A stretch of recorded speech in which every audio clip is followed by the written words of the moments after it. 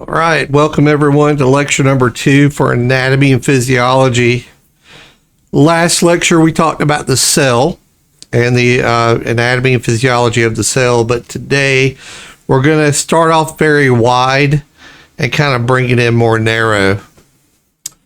So let's begin. Hope everybody's doing okay. Lots of distractions out there between the LA fires, to the snowstorm, possible snowstorm moving in, all kinds of. Let me get my picture up there for a second. All kinds of stuff to deal with out there, but I hope everybody's staying safe. When you're watching this video, the storm may be over and it may not do anything. Then again, it may be 4 inches of snow on the ground. Who knows anymore? But again, just hope everybody's staying safe out there in operations, and hope that you enjoyed the lecture 1. It was about an hour long, and I'll probably try to keep them an hour long, more than likely. All right, I'm going to take my picture off so we can kind of get started. Bam, there we go.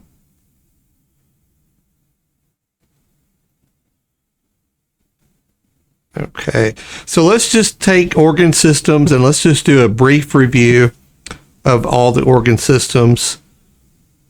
We talked about the cell being the building block of life. We talked about how cells kind of lead to, well, not kind of, they do lead to tissues. Tissue, something we can see, right? We can look and see our skin, and that was made by a bunch of skin cells.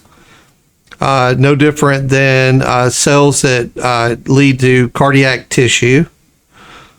Then we have the, when the tissue becomes very organized, it becomes an organ. And then we have organ systems that interact with one another to perform a specific range of functions.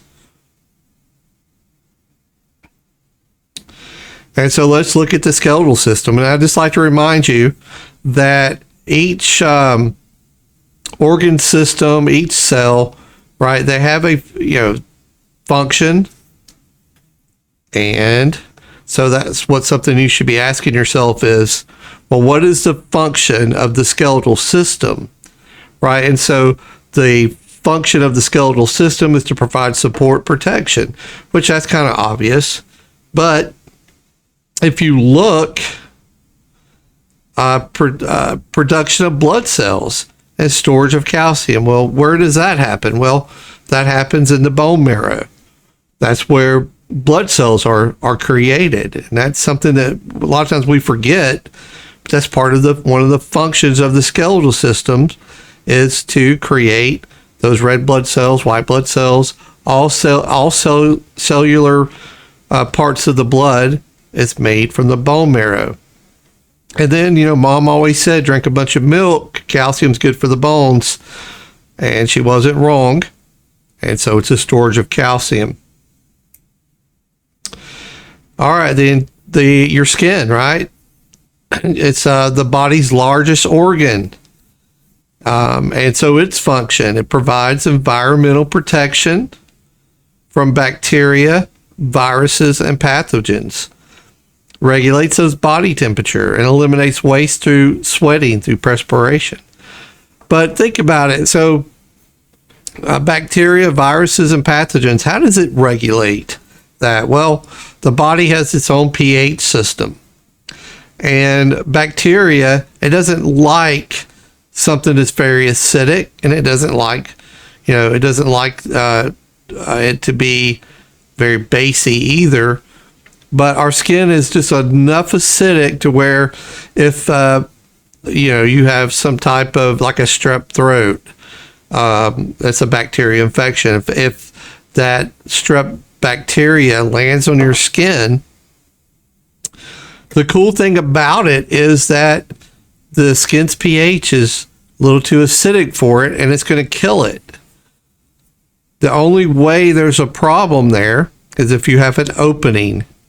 If the skin's been compromised by an abrasion, some type of small cut, then that bacteria can find its way over there And guess what? It gets into the body and you have strep throat. So that's why it's super important when you're out there in the field.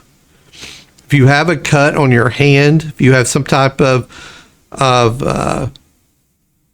opening, make sure that you're gloving up. Make sure that you put a Band-Aid over it to provide that extra protection as well.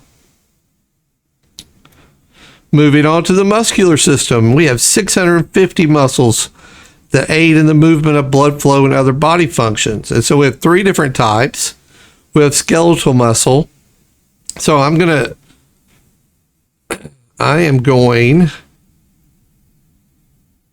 hang on, have a drink of coffee. It's good. It's that good Folgers blend. But I use that skeletal muscle there to able to pick up my coffee cup. That's skeletal muscle doing its thing. But then we have smooth muscle, right? And you don't see smooth muscle. You can't control smooth muscle. It's involuntary. And it helps to move substances. It helps to move blood. Helps, you have smooth muscle that lines your bronchioles, right? You have smooth muscle in your trachea that helps to move air down to the alveoli. So you can't control smooth muscle. Even if you have a type A personality and think you can do everything, you can't do that. And then there's cardiac muscle, right? And cardiac muscle we find in the cardiac and the pump, the heart, right? And automaticity there. So the heart muscle has a way to stimulate itself. It can beat without the nervous system a lot of times, but I didn't say it was going to be organized. I didn't say it was going to run correctly, but it nonetheless has automaticity. So those 3 are the muscle systems that you need to know about.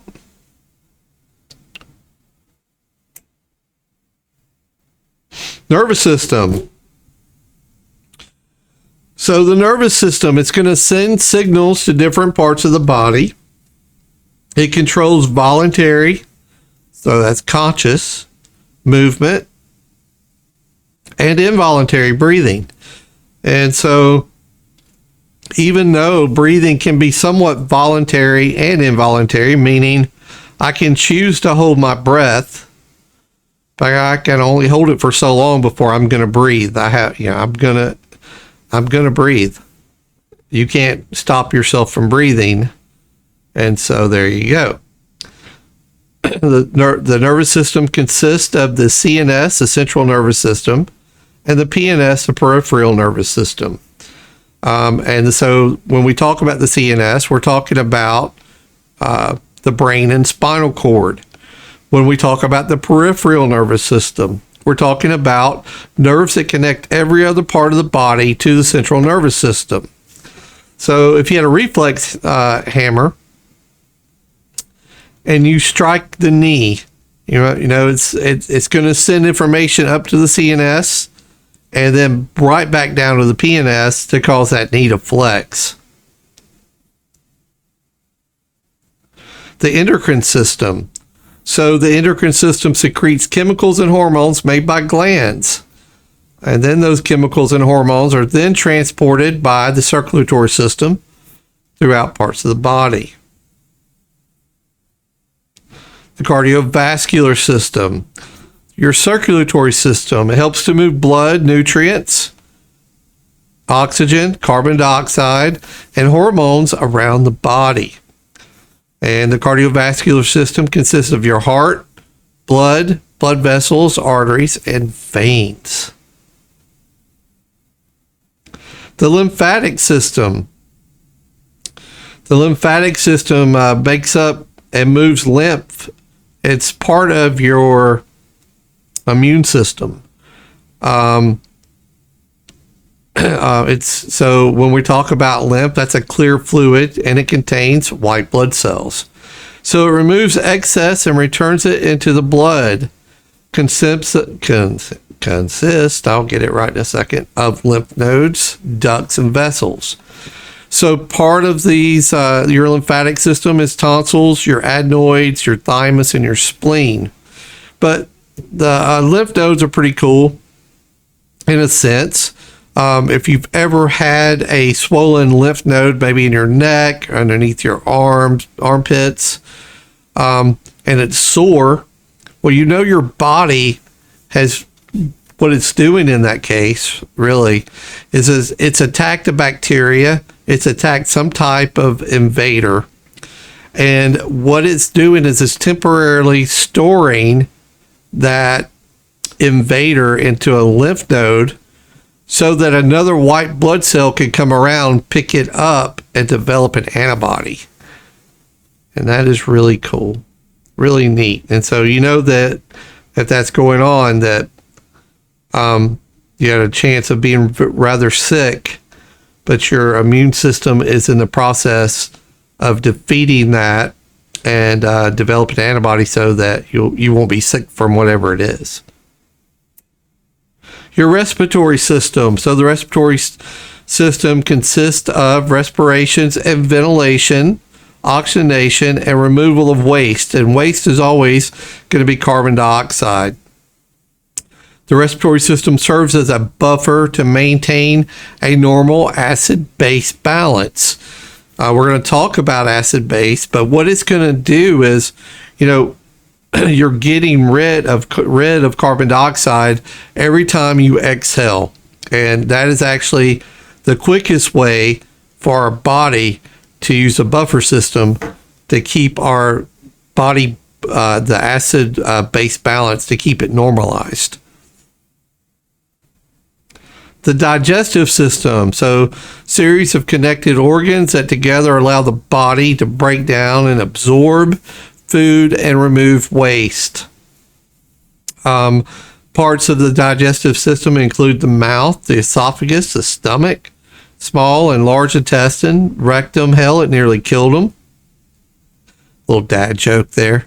Your anus, liver, and pancreas. The urinary system helps to eliminate waste products, urea, which is produced when food's broken down. And then urea is turned later into urine. Your parts of the urinary system are their kidneys, ureters, the bladder, sphincter muscles, and urethra. Urine produced by the kidneys, they travel down the ureters to the bladder, and then they exit through the urethra. Pretty interesting in itself. And so we know that's an important organ system, and if you don't think it's important, think about those poor people who are on dialysis 3 days a week. They consider it pretty important. The reproductive system. The female reproductive system produces sex cells and hormones and supports embryonic development from fertilization to birth. And then the male reproductive system produces sex cells and hormones. The immune system, quite fascinating all by itself. The immune system consists of the defense against bacteria, viruses, and pathogens. When we talk about the immune system, remember we mentioned the lymph nodes a minute ago, your spleen, your bone marrow, white blood cells, and the thymus, all part of the immune system. So let's get into this a little more. Let's rest of this the next couple of lectures probably they're gonna become more narrow. We're going to talk about each system that we just discussed and talk about what's important to us in the pre-hospital care environment.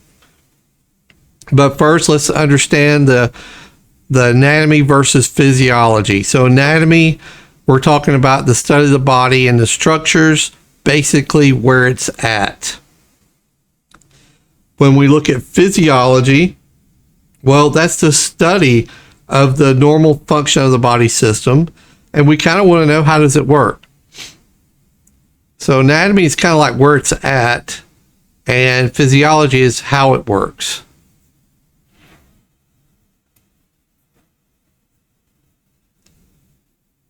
Anatomical position.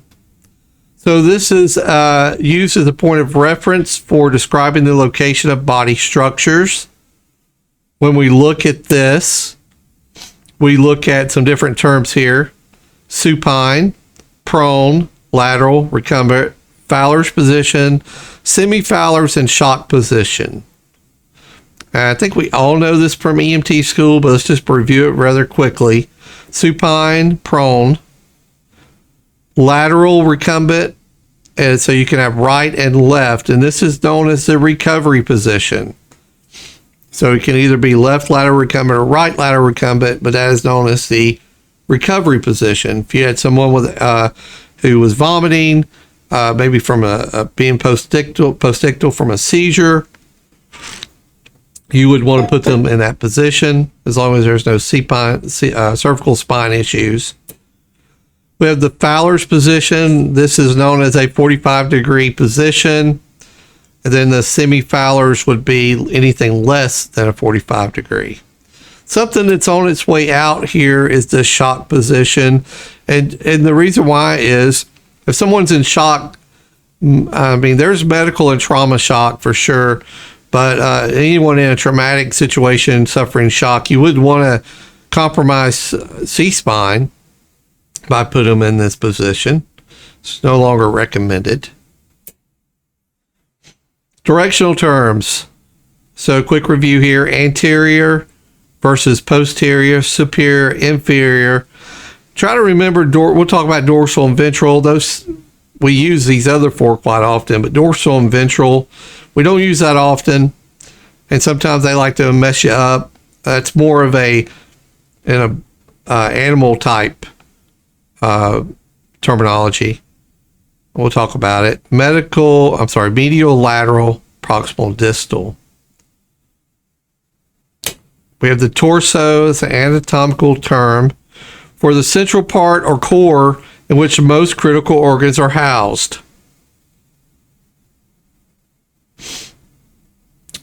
This slide here shows some of these terms here. So superior, and I always think of my superiors are above me, so therefore it would be above, higher level.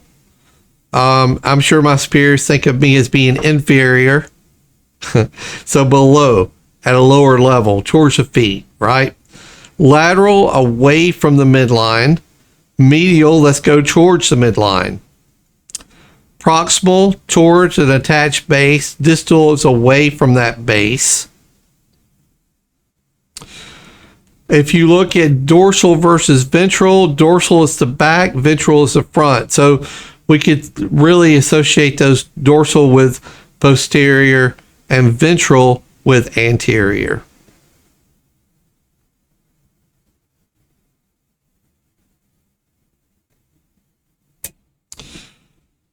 Again, we have our imaginary midline that splits the body in half, going that way, right? Distal away, palmar from the palm of the hands, medial again towards that midline, lateral away from the midline.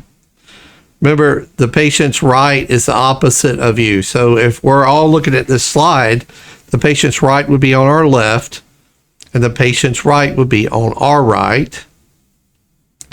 Don't forget about the mid-axillary line and what that does. If you just take an imaginary line from the armpit down,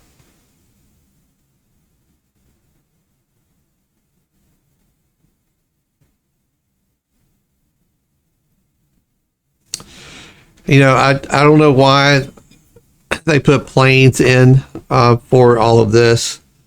I think they're kind of getting away from it from testing.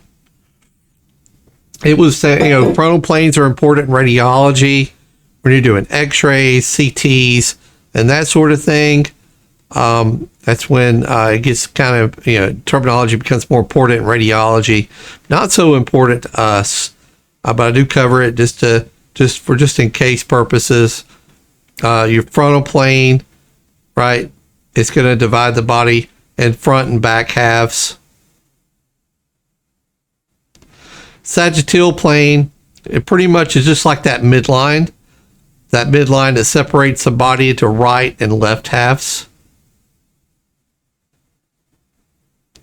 The transverse plane divides the body into upper and lower halves. So all of those. I don't think, guys, you have to worry about that for the exam. I don't think there's any planes on there, but do want to discuss it in case it comes up in National Registry testing or something like that.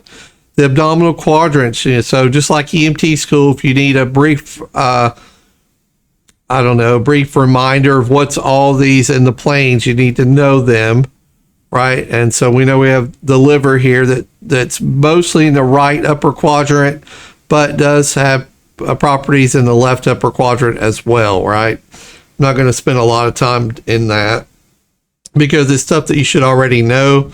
But if you need to review it, go ahead and review this slide. All right, plantar and palmar, plantar sole of the foot. And when we talk about palmar, we're talking about the palm of the hand. All right. So we kind of got some of the terminology out of the way. So now we're going to move into the skeletal system. The musculoskeletal system consists of bones, ligaments, and so let's don't forget about ligaments, because I'll be honest with you, if I didn't teach it, I would confuse them all the time. Ligaments are bone to bone, and tendons connect muscle to bone, right, and skeletal muscle, and cartilage. Right, don't forget about cartilage.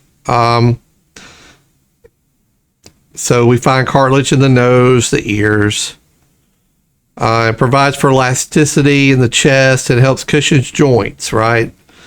The function of the skeletal system is to support, remember, protection, helps with motion. Remember, though, that blood cell production, and storage of minerals.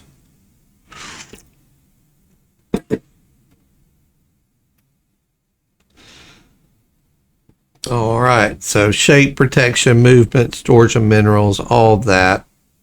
The skeletal system is going to allow for its function to give the body its shape, right? We wouldn't have any shape if we didn't have the skeletal system. Protection protects the vital internal organs. Right, so that's what that rib cage and all these bones do. They provide protection to those internal organs. It allows for movement. The skeletal system is divided into those two categories, though. Each has three basic components. We have the axial skeleton, right? So the axial skeleton consists of the skull, the spinal column, and the thorax. And then you have the appendicular skeleton that includes the appendages, the pelvis, the upper and lower extremities. The bones of the adult skeleton are classified by size and shape. So you have long, short, flat, and irregular. So those are the types of bones that the skeleton are classified by. So here we have the skull, and the skull consists of the cranium and the face. The function of the skull is to protect the brain, provides facial structure. All right, the cranium is a fixed container that can not accommodate swelling of the brain. Right, and so that's one of the problems. I mean, we can swell in other places, but we can't afford to have swelling inside that cranium, or we're going to have a bad day. There's sutures here. Do you see that? So you need to understand that sutures are immovable joints that hold the bone and the cranium together. Remember that. You probably will see that one again. The spinal column. So when we look at the spinal column, it's made up of irregular shaped bones called vertebrae, right? And they're bound by strong ligaments and they're housed inside the spinal. It houses, sorry, not inside. It houses the spinal cord. All right, and so in between each two vertebrae, right, is a fluid-filled pad. Right here, you'll see that. And that's going to make up your intervertebral disc, right? And so it's fluid, it's tough, elastic cartilage, and that's what it does. And so a lot of times as you get older, these become thinner and thinner as you get older. And that's where a lot of people have a lot of back problems and all that. And they have to go in and deal with that. Should know this. I shouldn't have to really reteach this. Cervical, thoracic, lumbar, sacral, and coccygeal.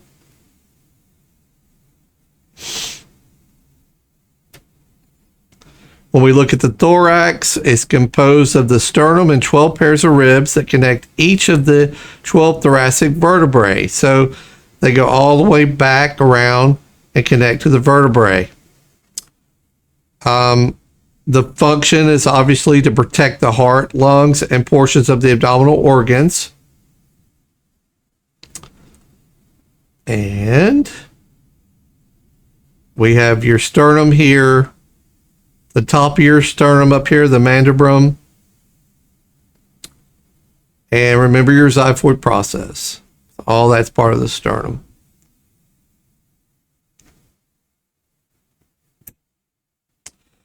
Working our way down, we have the pelvis, and it consists of heavy bones that protect the organs and the lower parts of the abdominal organs. So that's its function, provides a point at which the lower extremities joins the torso.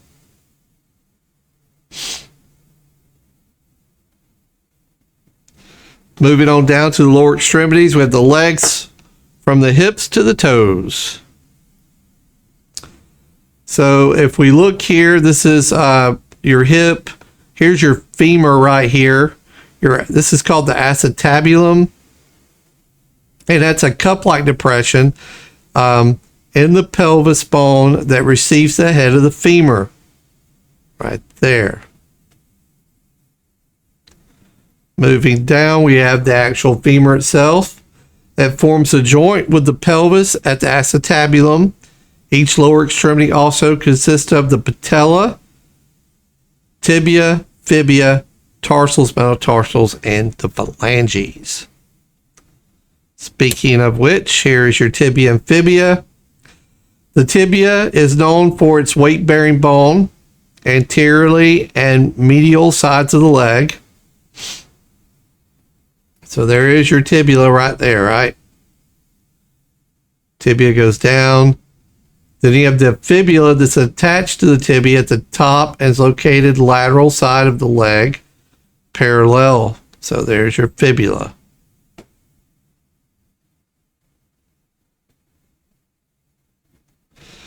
And then the lower extremities.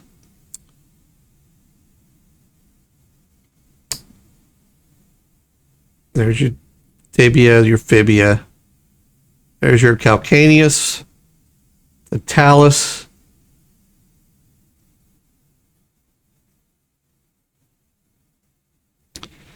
All right, let's look at the upper extremities, which is your shoulders, arms, forearms, wrists, and hands. You have your shoulder girdle. So we have each clavicle and scapula form a shoulder girdle. The tips of the shoulder girdles, the acromon, I think I'm having a stroke. The acromon, or acrom, can't I say it all of a sudden? Anyway, you know what I'm talking about. The humerus, the proximal portion of the arm, the largest bone in the upper extremity. The round head of the humerus is going to fit in that shallow cup. All right, and the shoulder blade forming a ball and socket joint.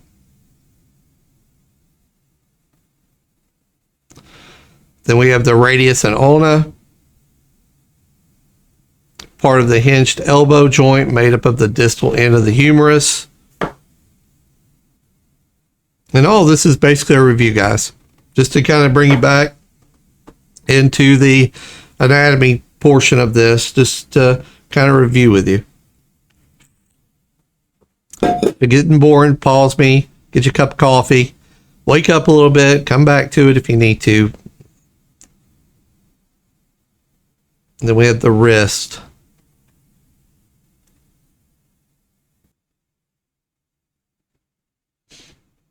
All right. So let's talk about the bones here. This is where the bone injuries may result in bleeding and damage to the nerves, right? Because of we have this bone marrow, right? And when we learn about doing interosseous, that's what we're going to access. Its own little circulatory system right here in the bone. This is also where blood cells are developed inside the bone marrow. All right. And so the diaphysis is the shaft, the epiphysis is the distal end, and the superior end is the, again, known as the epiphysis, I think is how to pronounce it. But the super important thing is you got your nerves right here, and then you have the bone marrow in the middle.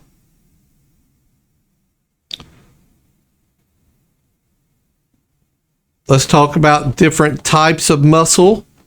We have skeletal muscle, which attaches the bones of the body.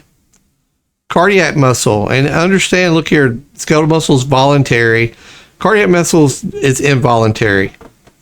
Cardiac muscle has its own blood supply and its own electrical system that we're going to talk about. Can only tolerate short interruptions of blood supply. Excuse me. And then smooth muscle, it's also involuntary. And it carries out involuntary muscle function. When we talk about vasodilation and vasoconstriction, that is coming from smooth muscles located in the veins and arteries.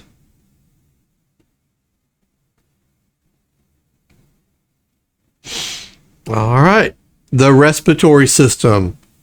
So the function of the respiratory system is to provide the constant supply of oxygen needed by the body cells, which most people understand that, especially EMTs.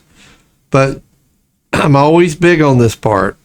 You can have all of that, and that's fine, and you'd only get 50% of what you needed. The other 50% is removing CO2 or carbon dioxide, and that's a waste product of cellular energy production.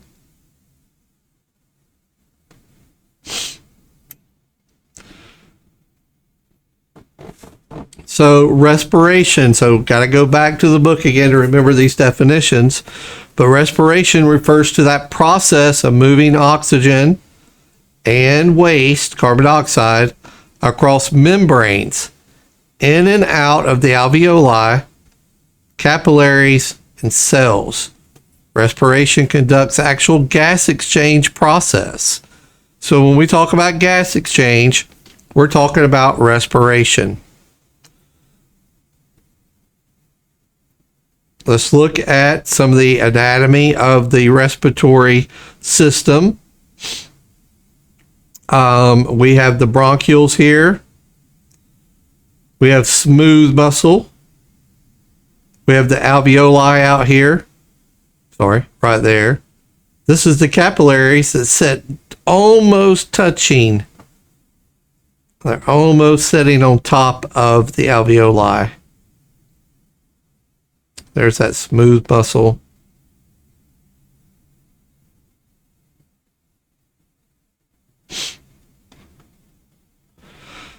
So let's talk about the function of the respiratory system. So oxygenation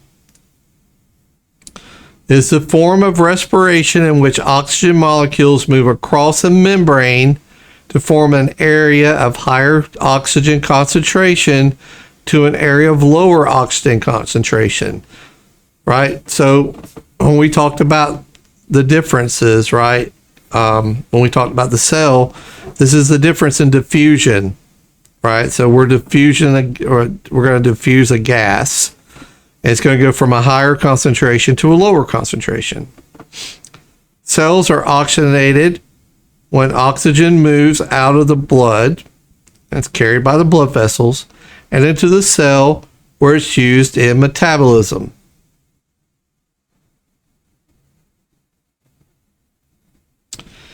All right, so this is like kind of a top-down perspective, right? It lets you really kind of appreciate the cardiovascular system working with the respiratory system to help all this happen. And so right here is your right pulmonary artery, right?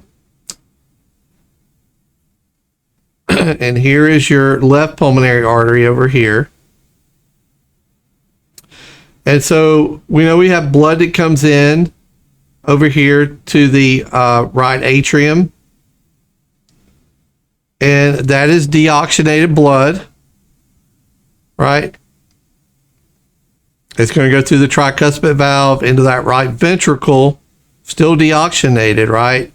Going to come in here through the pulmonary arteries and go out. And where does it go? Well, it's going right over here to the capillaries, right over here to the alveoli, where diffusion occurs.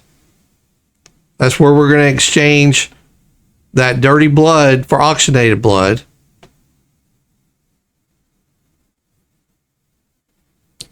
Here's that pulmonary vein.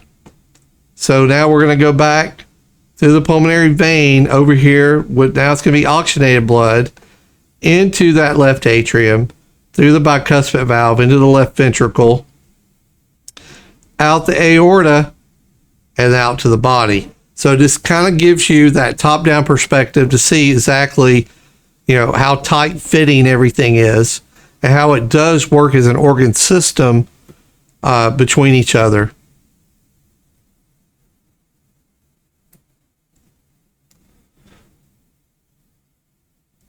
So again, you see the right atrium over here receives that deoxygenated blood. It's going to go through the tricuspid valve into the right ventricle, out through the pulmonary arteries, all the way over here now to the capillaries, right, where it's going to diffuse. Oxygen is going to come out of the alveoli into the blood. It's going to exchange that oxygen for carbon dioxide. Oxygen's going to move over in here. Why? Because there's not a lot of oxygen over there. Remember, and that's part of diffusion, going from a greater to less amount because there's less there. Well, the CO2 or carbon dioxide is going to come into the alveoli because there's not a lot there, right? Back through the pulmonary vein, back over here to the left atrium, through the bicuspid valve into that left ventricle, and then oxygenated blood is going out to the body. So let's continue to talk about terminology. Let's talk about ventilation. Well, ventilation is a mechanical process by which air is moved into and out of the lungs. So when you're bagging somebody, you're ventilating them. Because what? Bagging somebody is a mechanical process, right? And so they've lost the mechanical process to allow oxygen to reach the alveoli. And so since they've lost that mechanical process, we're going to provide the mechanical process by which air is moved into and out of the lungs. Right? And we're going to overcome the pressure inside the thoracic cavity.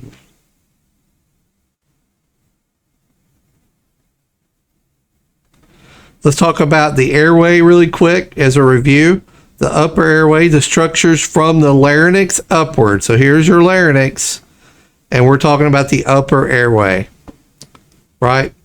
When we talk about the lower airway, it's going to be below the larynx.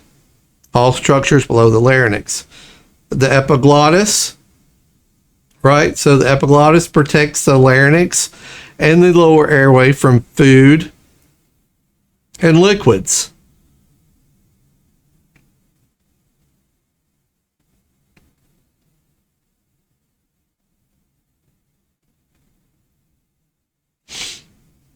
All right, and so we talk about the lower airway now. We have the trachea coming down. It branches into two main bronchi right here. This is known as the carina, where they separate into right and left sides. So each of these bronchus will subdivide into smaller and smaller bronchioles. The smallest bronchioles contain smooth muscle that can constrict and restrict airflow.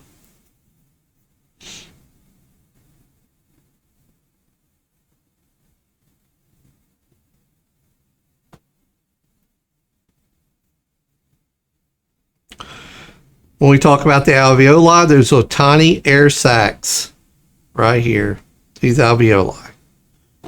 And they're responsible for what? For gas exchange. All right, so ventilation, air movement in and out of the lungs is based on changes in the pressure within the chest cavity. These changes in pressure require that the size of the thoracic cavity change too, right? So how does it change? Well, each time the diaphragm contracts and moves down and outward, we're going to have inspiration, right? And so that cavity becomes much smaller. And the diaphragm, when it relaxes, it becomes much larger, producing a larger cavity. We have the intercostal muscles here that contract to pull the ribs up and outward during inspiration. And the intercostal muscles relax during expiration back to that normal position.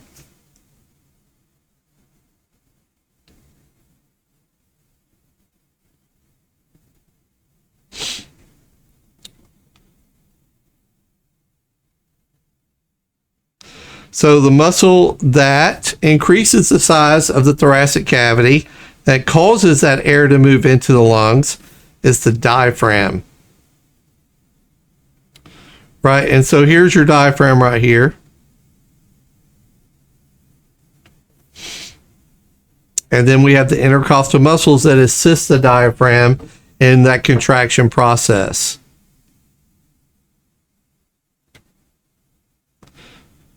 The phrenic nerve. Right here is that phrenic nerve. Right, and so it arises from the cervical spine. And what it does is that's what connects to the diaphragm. And when we're talking about the central nervous system and the peripheral nervous system, that's how that information gets sent down to increase the size of the thoracic cavity. So we're normally breathing right now. So during normal breathing, we don't need the diaphragm to really contract all that much, even though it's receiving information through the phrenic nerve to contract. But there are times when we're very acidotic or hypoxic, where there's going to be more stimulation sent down that phrenic nerve. It's really going to cause that diaphragm to contract even more than normal, allowing us to really breathe in a lot of O2, but also to really help get rid of CO2 as well. So the phrenic nerve. When we look at the airway, we look at an airway child versus adult. The child has a smaller nose and mouth, and in the child, more space is taken up by the tongue. The child's trachea is more narrow. The cochlear cartilage is less rigid and less developed because cartilage there is still being developed, and it causes the trachea to be quite a bit more soft, more spongy than that of the adult. And so that causes the airway structures are more easily obstructed in a child's airway.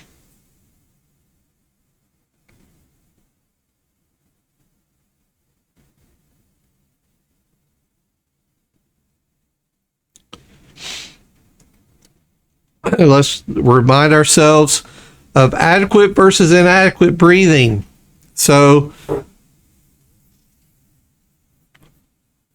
what I'm going to tell you is that breathing must be adequate in rate, right? Number of times per minute. Now, I could have a respiratory rate of 8 breaths per minute and still not be inadequate.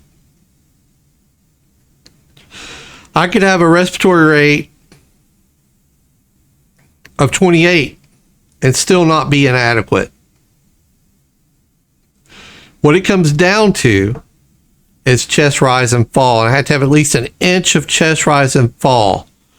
If I have at least an inch of chest rise and fall, I will have adequate breathing. If it's less than an inch, it will be considered inadequate. But we need to add some of these things up, right? We need to really, because, in the field, you should probably know by now, looking at somebody's chest, well, is that an inch of chest rise or not? Sometimes it's obvious if they're respiratory arrest that it's not an inch of chest rise and fall. But there are times when that could be a half an inch and it looks like an inch. So let's look at some of that. So for adequate, again, we have to have volume, the amount of air moved with each breath. Well, let's look at signs of inadequate breathing. Let's say I look at somebody's chest and I go, well, I don't know. I think that might be less than an inch of chest rise and fall. Well, I can look at, the rate is abnormal. There's an irregular pattern, right? Meaning there's not a consistent pattern of breathing, 18 times per minute, 20 times per minute. It may come and go. They may be breathing fast and then slow, slow then fast. So the pattern may be inadequate. There's a decrease or absence of breath sounds. There's unequal or inadequate chest expansion. That's probably the big one, right? That's the big one because we're looking for at least an inch of chest rise and fall. Talking about those times when I really talk about somebody who's knocking on failure's door, right? They're there or they're not there or they're close to it. That's kind of what we're talking about. So we can add all of these signs and symptoms up and go, okay, it doesn't look like it's quite an inch, and I have an abnormal rate, I have a irregular pattern, my breath sounds are decreased, the skin color's poor, they're mottled, they're gray, things like that. I look at their accessory muscles in between their rib cage, right, and it looks like they're using them to breathe. Nasal flaring, it's very, you can look at kids sometimes and really see that nasal flaring. Their respirations are agonal or they're grunting. All of those are signs of inadequate breathing. We'll get more into that later. The circulatory system, we're talking about heart, blood vessels, and blood.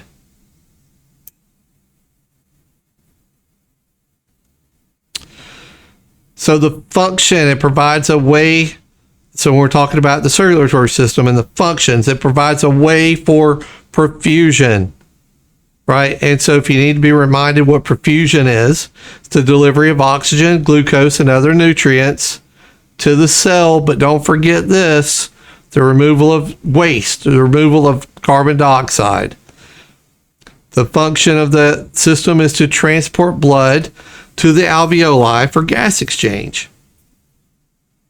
Circulatory system is a reservoir to house blood. It's also a way for the body to manage that acid buffer, acid-base balance that we'll talk about. Delivers infection-fighting immune cells when we talk about your white blood cells. It also contains platelets, and those platelets are the substance to promote clotting.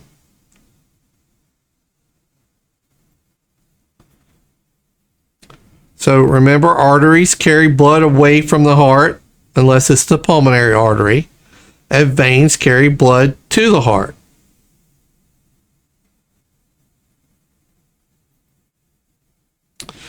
All right, a little review. We have the aorta here. You have a left coronary artery coming down here, left anterior descending. circumflex, and your right coronary artery.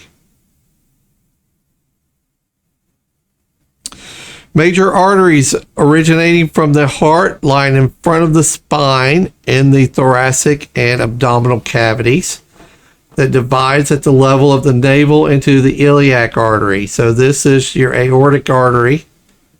See how it comes down? When it gets down here, it's going to divide, right? And there's your common iliac.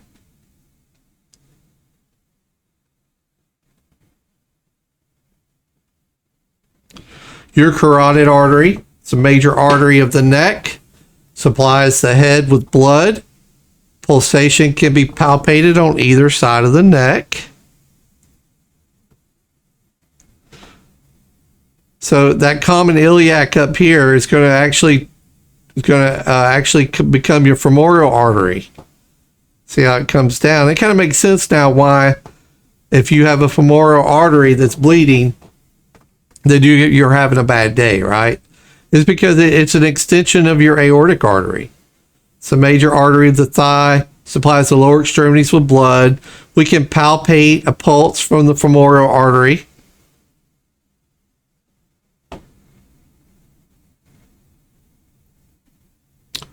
We have your brachial artery. It's an artery, in your upper arm. I think everybody knows that. It can be pulsated, especially in children. We're going to use your brachial artery when determining blood pressure.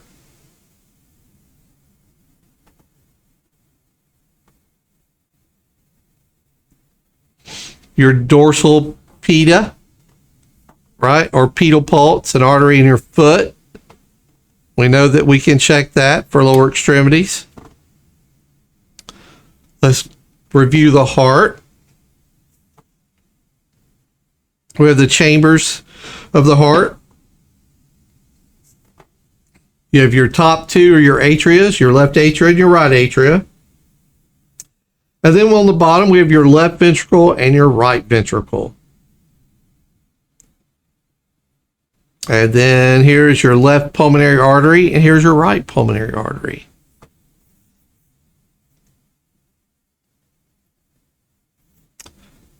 All right, so remember this, the bronchioles turning into bronchioles, right? Let's go lower. And then when you get to the distal ends of those bronchioles, you'll notice the alveoli, and that's where your alveoli live. And just on top of that's the capillary bed. And so then also, you can see your pulmonary artery comes down here, right? That's where that deoxygenated blood is, right? That pulmonary artery comes down here to this worm bed of capillaries where diffusion takes place. This is where we're going to transfer that CO2, that waste, deoxygenated waste blood, and become oxygenated. And then we're going to come back through the pulmonary vein back to the left atrium once it's oxygenated. Again, oxygenated rich blood, it's going to be on the left side. And those are going to be arteries, and veins on the right side are going to bring it back after all the oxygen's delivered to the organs and organ systems, comes back on the venous side, and the venous side is always going to be deoxygenated blood. So that's one thing that you can talk about when you're talking about the heart. Its function. Well, its function is to pump, right? And it is. But the heart we can split the heart in half and go, well, the right side of the heart is to receive deoxygenated blood. And we can say the left side of the heart's function is to pump out oxygenated blood. And that's what this slide shows right here. We're going to divide those two. Again, your four chambers, your right atrium, your left atrium, your lower chambers, your right ventricles, and your left ventricles.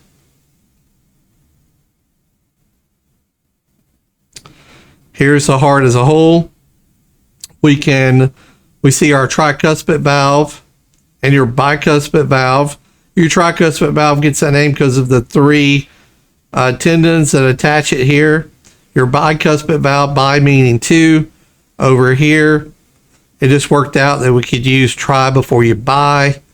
So it's got to go through your tricuspid valve, tri before you bi. And your bicuspid valve is over here on your left. Kind of helps you to remember which valve you're talking about. Here is your septum that separates the heart into those right and left hand sides. The atriums collect blood and the ventricles pump the blood. A closer look at your tricuspid valve. Tendons prevent the valve from flipping inside out. These tendons are called chordae tendae. This is the papillary muscle. These valves, they're like doors and they only open in one direction, which works out great for us. Glad they're one way.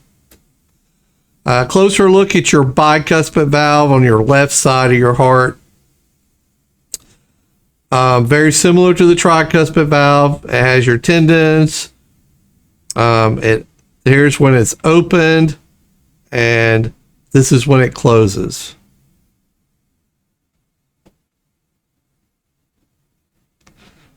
The electrical side of the heart, right? And so here you have your SA node, or the pacemaker of the heart, right? Goes down. This is where we have the atrial muscle, your AV node. Coming down, we have call it the common bundle. It branches into right and left hand sides at the bundle of His. Comes down and surrounds those ventricles at the Purkinje fibers. And so that's how that electrical system works. It stimulates the heart by sending that electrical stimulus down, surrounding the ventricles, causes those ventricles to contract. Contains those specialized cells that generate that electrical impulse that are conducted through the heart to cause muscle contraction. Remember, it has automaticity.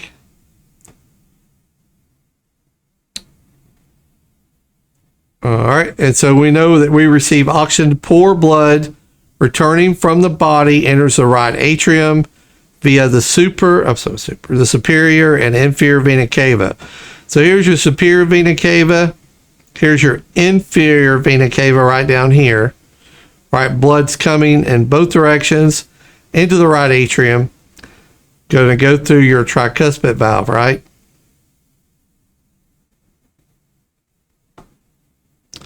So once inside the right atrium, then through the tricuspid valve into the right ventricle. All right.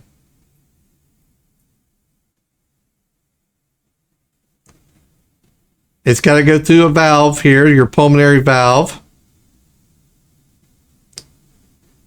Right. Into the pulmonary arteries. Right and left sides over here. For gas exchange. We can really break it down where you can see this. The pulmonary arteries in blue. Right? Remember, it's bringing in deoxygenated blood that's going to flow down here to the capillaries. Once it receives, once we have diffusion of oxygen versus CO2 waste, it's going to come back through the pulmonary veins. And the pulmonary veins is in red. It's going to go back to the heart. To that left atrium, right? And here is your left atrium here. And from your left atrium, it's got to go through another valve. So we had the tri for 3 over here. Got to try before you bi. Into the bicuspid valve. To the left ventricle. So once it's inside the left ventricle, it's got to go through another valve, it's going to go through the aortic valve into the aortic artery and out to the body.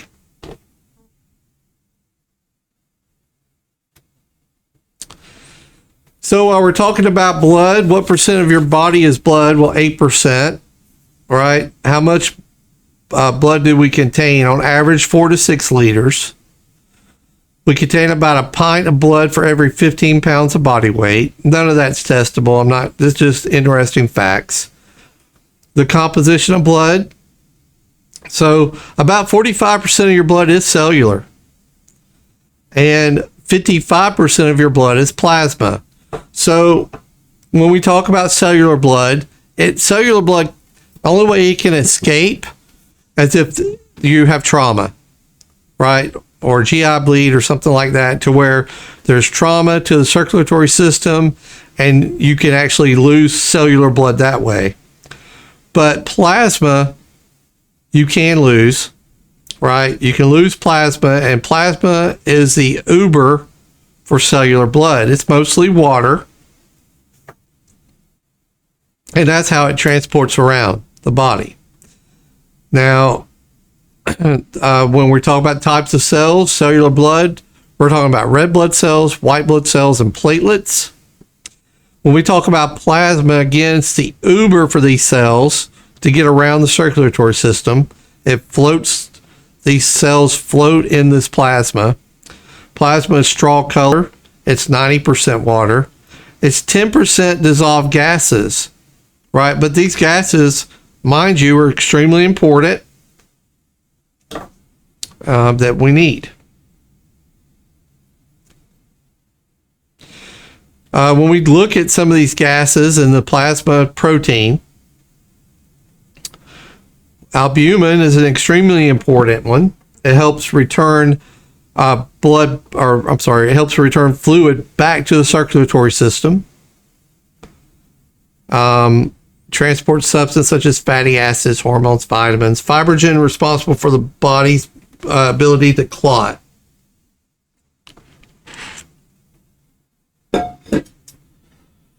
We talk about red blood cells. When we look at red blood cells, they're the most numerous type. The function of the red blood cells to transport oxygen. It gets its color from hemoglobin. It's a disc shape. It's made in the red bone marrow. And these guys usually hang out about 120 days before they're processed out and new red blood cells come in. White blood cells, its function to guard against infection, to fight parasites, and attack bacteria. There's a number of white blood cells that increase when the body's fighting. Lymphocytes produce antibodies which fight pathogens, and they actually remember those pathogens. That's what antibodies do. Platelets, its function is to aid the body in clotting. Small fragments, they stick to the edge of broken blood cells and secrete that fibrogen. It's a clotting factor to help form clots.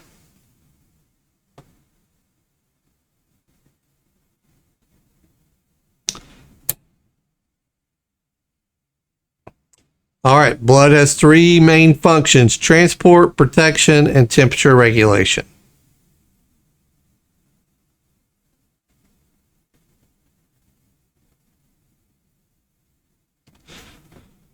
All right, guys. I think I'm going to stop the video here. I'll create another video for the anatomy section.